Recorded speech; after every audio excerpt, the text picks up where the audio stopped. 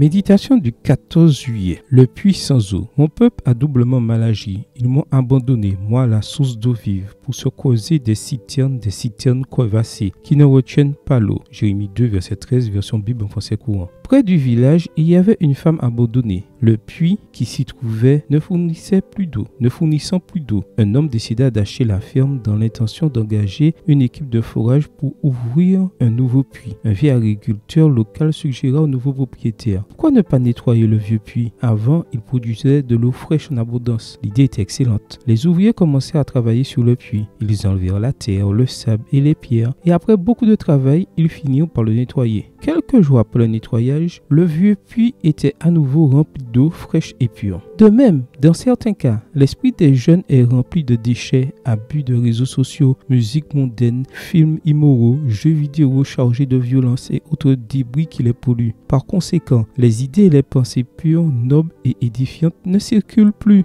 Ils ne pensent plus à s'améliorer et à la nécessité d'étudier sérieusement pour cultiver et enrichir leur esprit. Et du puits aveugle de l'esprit, les pensées constructives ainsi que les actions de grâce et d'adoration de Dieu n'émergent plus non plus. Lorsque le puits de l'esprit d'un jeune homme ou d'une jeune fille est obstrué par les déchets, les préoccupations mondaines, le seul moyen de le purifier est l'action de l'esprit du Christ, la source d'eau vive. Jésus a dit: celui qui boira de l'eau que je lui donnerai n'aura jamais soif, et l'eau que je lui donnerai deviendra en lui une source d'eau qui jaillira jusque dans la vie éternelle. Jean 4, verset 14. Purifie le puits de ton esprit et bois l'eau du rocher qu'est le Christ. Son esprit te donnera la sagesse, l'amour et la puissance. Tu prouveras ainsi que tu es un vrai disciple de Jésus et que tu as de l'eau vive en toi. Rappelle-toi ce que dit le psalmiste: comme une biche soupire après des courants d'eau, ainsi mon âme soupire après toi, ô Dieu. Psaume 42, verset 2. Que le désir de ton cœur soit d'être proche de Dieu et de boire à sa source inépuisable.